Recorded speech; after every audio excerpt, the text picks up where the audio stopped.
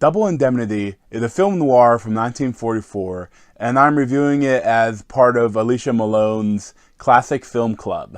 You don't know Keys. Once he gets his teeth into something, he never lets go. He'll investigate you. He'll have you shadowed. He'll watch you every minute from now on. You afraid, baby? Yes, I'm afraid. But not of Keys.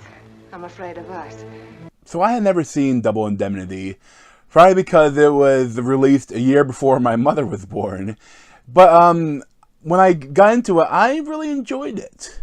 Like, it was a little slow at times, and you know, it's very old-fashioned in some places. Even just from the clothes like the guy wears. Fred McMurray is the insurance salesman, and Barbara Stanwyck is the wife that convinces him to kill her husband.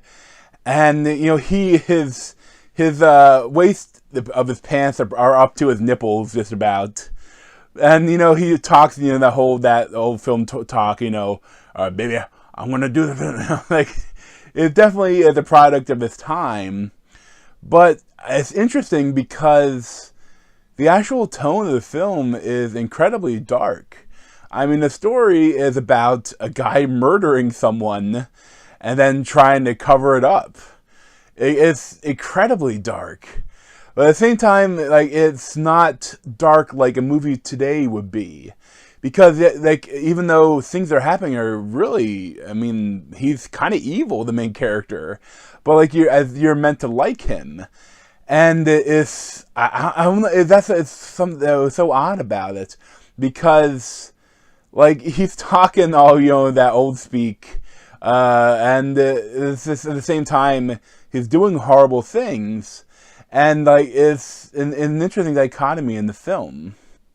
And while I don't think a movie like this could be made today with such a dark tone, at the same time, there is no really graphic violence shown on screen. I mean, there are murders and people are shot and stuff goes down, but they don't really show it. Like, it's kind of like happens like off screen, or like you see late, you know, that they don't show it all. At the same time, similarly, they don't have any sex. Like, the guy is murdering people for this girl. He doesn't even have sex with her. Like, because, as you know, I think, you know, they had limitations back then with what they could show. But at the same time, the tone could be really dark. And it's interesting. At the same time, like, the sexiest part is when Fred McMurray kind of gets entranced by her ankles. Like, oh, there's some sexy ankles. You want to murder your husband? I'm down. Just don't cover up them ankles.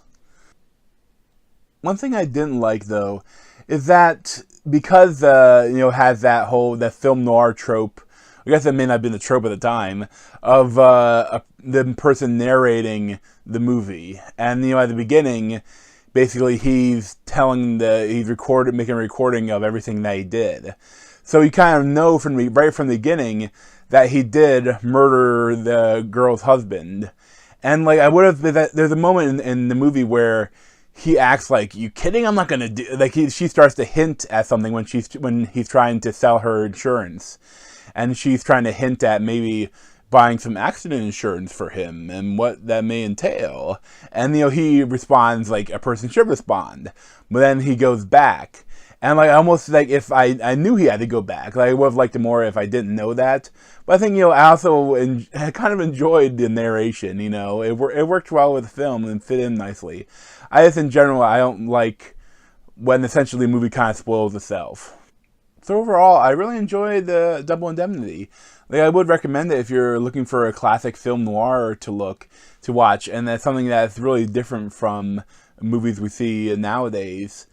And it's really interesting. I'd probably give it like a 7.75 out of 10 or something like that. But thanks for watching. You check out other video playlists around my head, or subscribe to me over here.